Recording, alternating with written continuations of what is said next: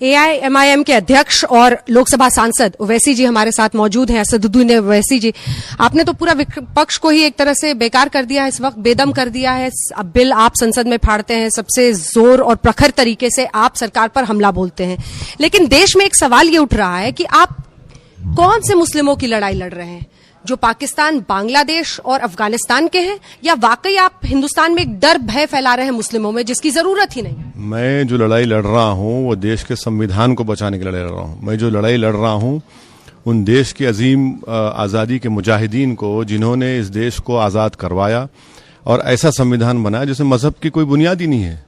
मैं वो लड़ाई लड़ रहा हूं। मुझे क्या करना है पाकिस्तान, बांग्लादेश, अफगानिस्तान से? पर आपको क्या प्रॉब्लम है? किसी और मुस्लिम को क्या प्रॉब्लम है? ये तो जो इन देशों से आए हुए हैं, जो नागरिकता की आवेदन, उनको प्रॉब्लम। मुझे प्रॉब्लम इसलिए है क्योंकि आप मजहब की बुनियाद पर कानून बना रहे हैं जो आर्टिकल 14 और 21 का ग्रेव वायलेशन है। मुझे गुस्सा इस बात का है कि आसाम में जो 5,40,000 बंगाली हिंदू हैं, हेमंत बिस्व शर्मा कहता है कि उनको सिटीजनशिप मिल जाएगी और केस चलेगा सिर्फ मुस्लिम जिनका नाम नहीं आया आसाम में। मुझे गम इस बात का है कि हमारे देश में हम 2 सिटीजनशिप के कानून बना रहे हैं, एक पूरे मुल्क में रहेगा और एक शेड्यूल 6 और ILP के एरिया का रहेगा। मुझे गुस्सा इस बात का है कि आपने कश्मीर से स्पेशल प्रोविजन निकाल कर आप दूसरे नॉर्थ ईस्ट स्टेट्स को दे रहे हैं, जबकि आपने कहा था एक देश में एक कानून होगा, एक क्या क्या होगा। ये इनकी हिपोक्रेसी है और इसको मैं बार बार कह रहा हूं, प्लीज इसको आप CAB को NRC से देखना जरूरी है। NRC जब होगा, जब मुसलमान और नॉन मुस्लिम्स के नाम नहीं आएंगे, उन नॉन मुस्लिम को CAB के जरिए सिटीजनशिप मिलेगी और जो मुसलमान रहेंगे उनको डिटेंशन सेंटर्स में रहना पड़ेगा। और हम क्या बताएंगे? ये होगा मैडम, इसमें मैं कोई खौफ नहीं पैदा कर रहा हूं। लेकिन आप देखिए ना सर, स्टूडेंट्स की क्या हालत है जामिया में। देखिए किस तरह की हिंसा हुई है, किस तरह से बच्चे बिना समझे शायद बहुत ज्यादा। नहीं, जामिया की जो हिंसा हुई है वो पुलिस की जिम्मेदारी है, पुलिस का हाई हैंडेड बिहेवियर है। मगर जो उन्होंने जो प्रोटेस्ट किया वो सही प्रोटेस्ट हुआ, बिल्कुल सही प्रोटेस्ट है। एक अनकॉन्स्टिट्यूशनल चीज बनाई जा रही है, देश के संविधान को तब्दील किया जा रहा है, देश को एक हिंदू राष्ट्र बनाने की कोशिश की जा रही है। तो प्रोटेस्ट करना तो बुनियादी हक है डेमोक्रेसी में, मगर उनको पीटते हैं, बच्चियों के हॉस्टल में जाके बच्चों को कॉलेज के अंदर से पथराव कर रहे थे। अरे झूठ है मैडम, क्या है कि इतने कहां से? जो लाइब्रेरी बच्चे थे उसमें टीयर गैस, टॉयलेट में घुसकर मारते हैं, मस्जिद में घुसकर बेहुरमती करते हैं। कितनी झूठ बोलेंगे लोग? आज के जमाने में तो झूठ ना बोले। अरे इतनी झूठ बोलते हैं दिल्ली पुलिस वाले कि नेटफ्लिक्स पर रख लीजिए, हिट फिल्म बना देंगे। लेकिन ये जी अमित शाह की ये कोशिश है कि इन 3 देशों में जो अल्पसंख्यक हैं, जिनको इल ट्रीट किया गया है, रिलीजियस प्रोसिक्यूशन जो फेस कर रहे हैं, उनको हम मदद दे रहे हैं। और ये ओवैसी जी को बुरा लग रहा है कि हिंदुओं ये सरकार करना चाहती है। हरगिज तकलीफ नहीं है, मुझे हरगिज तकलीफ नहीं है। मैं ये कह रहा हूं कि आप अगर इतनी बड़ी काम करना चाहते हैं तो रेफ्यूजी कन्वेंशन साइन कर लीजिए ना। आप कौन रोक रहा है आपको? आप ये भी नहीं बताते कि भैया कितना नंबर है आपके पास। मैं सिर्फ मुखालिफत इसलिए कर रहा हूं कि आप मजहब की बुनियाद पर कानून बना रहे हैं। एक सवाल का जवाब दीजिए मैडम, श्रीलंका के तमिलियंस, वो हिंदू है ना?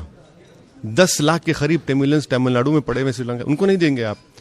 इस्लाम नहीं है ना उनका, स्टेट रिलीजन नहीं है ना इस्लाम। आपने अच्छा सवाल किया। श्रीलंका में 1978 के बाद बुद्धिज्म वहां का स्टेट रिलीजन हो गया, स्टेट रिलीजन हो गया वहां पे, और वही हिंदू तमिलनाडु, श्रीलंका के तमिलनाडु में पड़े, उनको नहीं देंगे आप?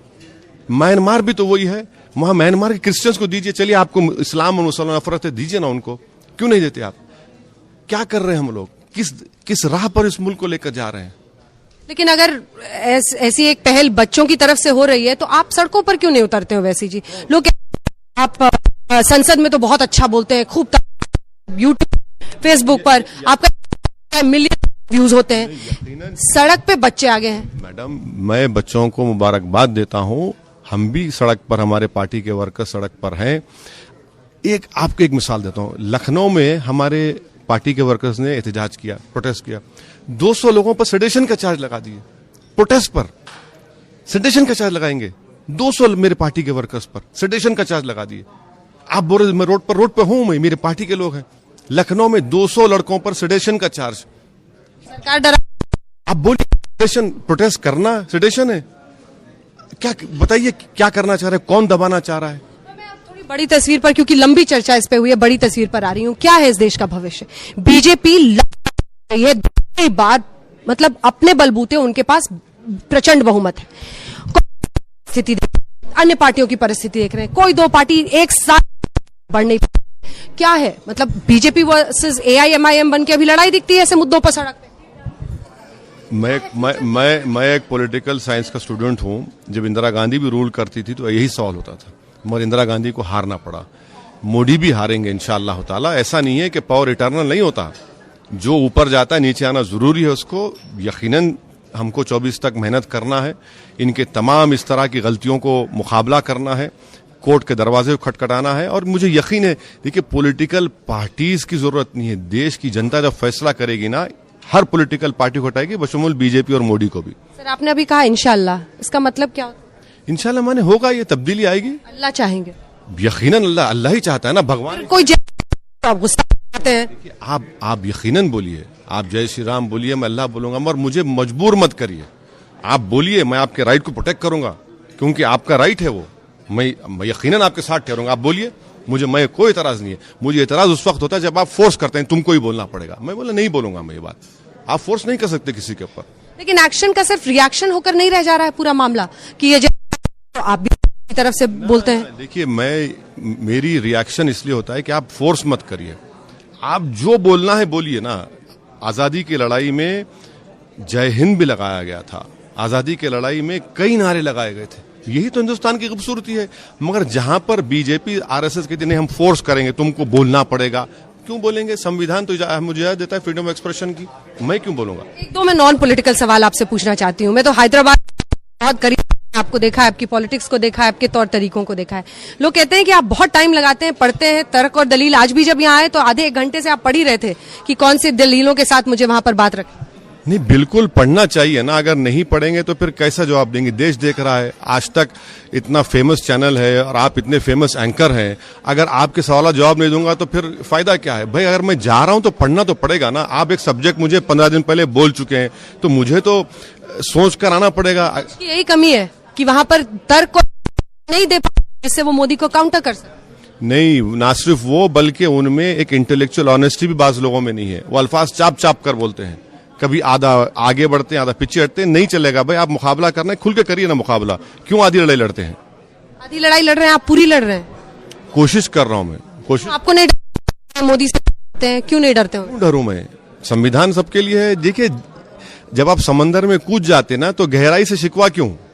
समंदर में तूफान भी आएगा, सब होगा, छोड़िए। अब जब कूद गए हैं तो जाहिर है मुझ में काबिलियत होगी तो मैं साहिल तक पहुंचूंगा, नहीं है तो फिर मैं डूब जाऊंगा, उसमें कोई बात नहीं। मगर कोशिश तो करना मेरा काम है।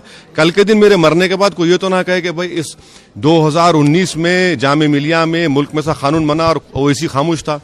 कम से कम वो तो कोई नहीं कहेगा ना, अरे नहीं इसने कुछ बोला था, इतना तो याद रखेंगे लोग। बहुत बहुत धन्यवाद आपका ओवैसी जी, हमसे बातचीत करने के लिए।